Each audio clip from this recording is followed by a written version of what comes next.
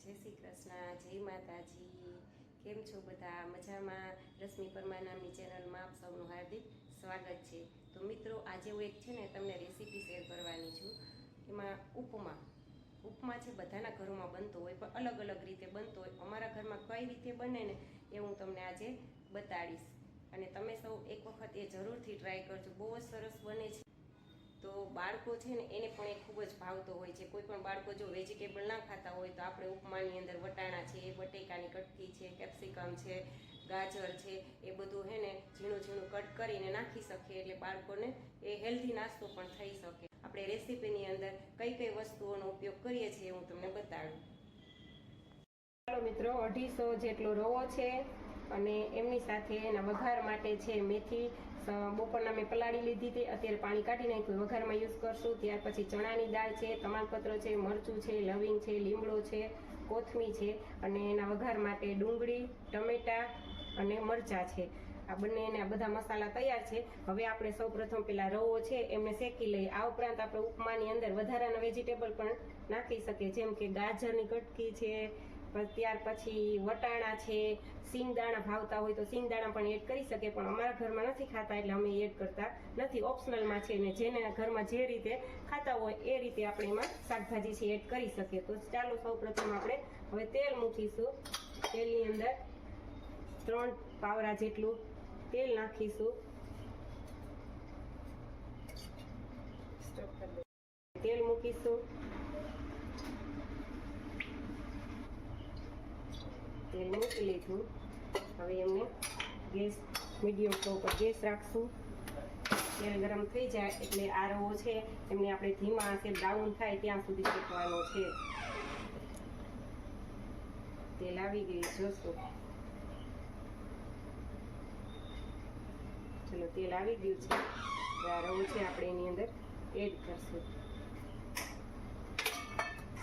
અને આવી તો ધીમા તાપે છે એ શેકશું।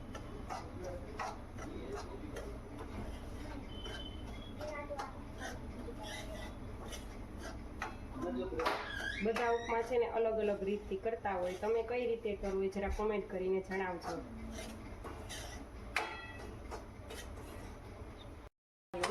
જો આપણો આ રવો છે એ બ્રાઉન કલરનો શેકાઈ ગયો છે। હવે છે ને ગેસ બંધ કરી દઉં, અને એને છે ને એક અલગ લોયામાં આપણે કાઢી લઈએ। પાછું આના લોયામાં આપણે વઘાર કરી નાખીએ એટલે આપણે વાસણ પણ ઓછા બગડે। ચાલો હવે પાછું આપણે વઘાર કરવા માટે પાછો ગેસ ચાલુ કરશું। એની અંદર છે 4 પાવડા જેટલું તેલ મૂકીશું।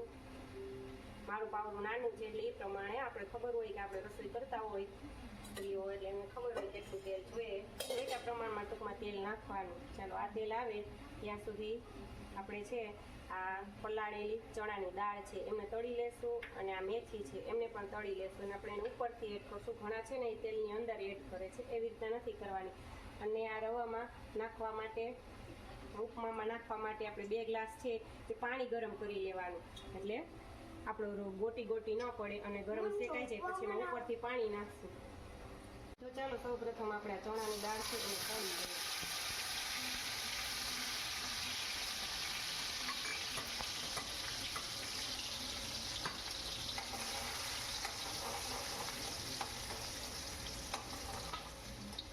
નીચે બ્રાઉન કલરનું ખાવા દેવાનું।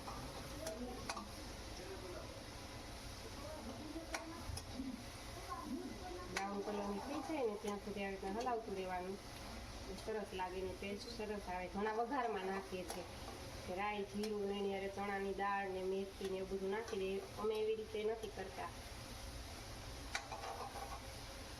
દાળ છે એ તળાઈ ગઈ છે, એને આ રીતના એક ડીશમાં કાઢી લઈએ।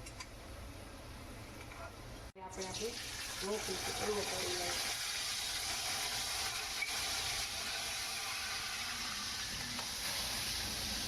મેથી છે ને એ પણ હવે તળાઈ ગઈ છે, હવે એને પણ સાઈડમાં કાઢી લઈએ। તેલ આવેલું છે, તો એમની અંદર 1 ચમચી રાઈ એડ કરીશું।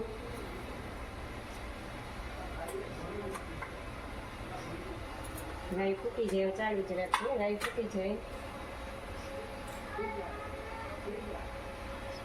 ચલો આપણી છે એ રાઈ ફૂટી ગઈ છે. ત્યાર પછી એમાં જીરું નાખવાનું. જીરું નખાઈ જાય એટલે 2 મરચાં નાખવાના, 4-5 લવિંગ નાખવાના, તમાલપત્ર નાખવાનું. ત્યાર પછી છે તમાલપત્રને ફૂટી જાય એટલે આપણે જે ડુંગળી સુધારેલી છે લાંબી લાંબી ટીપ્સમાં સુધારવાની. એનો અલગ ગેટઅપ આવે એનો વઘાર કરવાનો. ડુંગળી આવી રીતના બ્રાઉન થઈ જાય ત્યાં સુધી એને વઘારવાનું. આ ઓપ્શનલમાં છે, કોઈ ડુંગળી ખાતા હોય તો નાખવાની, બાકી અલગ અલગ ધર્મમાં છે એ ડુંગળી ન ખાતા હોય તો નહીં નાખવાની. ટમેટા મરચાંનો અને ગરમ મસાલાનો વઘાર કરવાનો.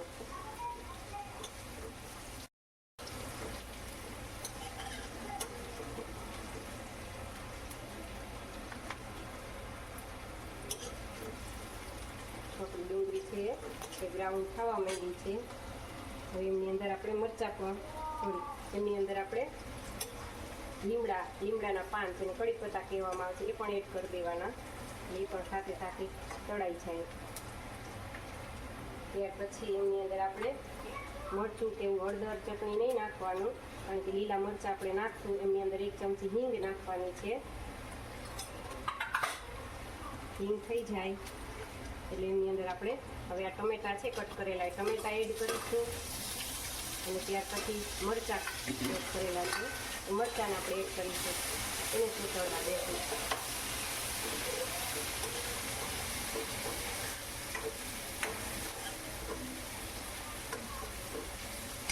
હવે એમાં સાથે થોડુંક આપણે મીઠું પણ એડ કરી દઈએ, પાકી છે મીઠું, કાચું ના રહે. સ્વાદ પ્રમાણે નાખવાનું. ચલો આપણો મસાલો છે એ બધો તૈયાર થઈ ગયો છે. હવે આપણે જે રવો શેકીને રાખ્યો હતો એ એમાં એડ કરવાનો. એડ કરી અને સરસ રીતે મિક્સ કરી લેવાનો.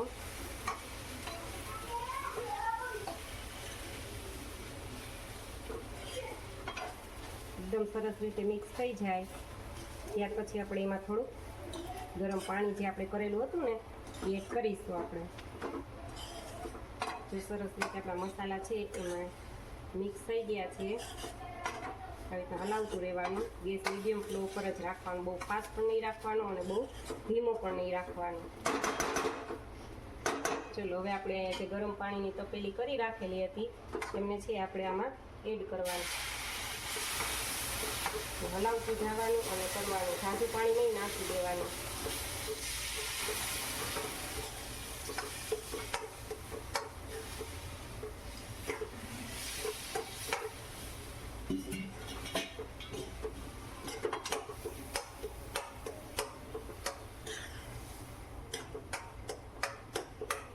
એકદમ છૂટો થઈ જાય ને એટલો શેકવાનો.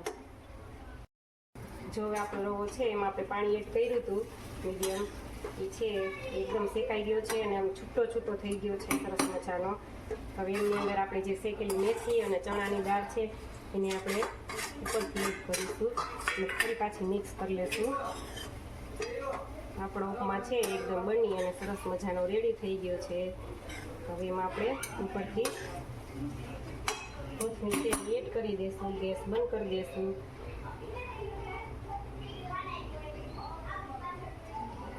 હવે આવી રીતે સરસ મજાના આપણે ડીશમાં પીરસી લેશું અને ગરમ ગરમ છે એ બધા ફેમિલી સાથે બેસી અને જમી લઈએ. ચાલો મિત્રો, બાય બાય. તમને અમારી રેસીપી કેવી લાગી જરૂરથી શેર કરજો, લાઈક કરજો, કમેન્ટ કરજો અને જાતે મારી ચેનલને સબસ્ક્રાઈબ કરતા જાજો. બાય.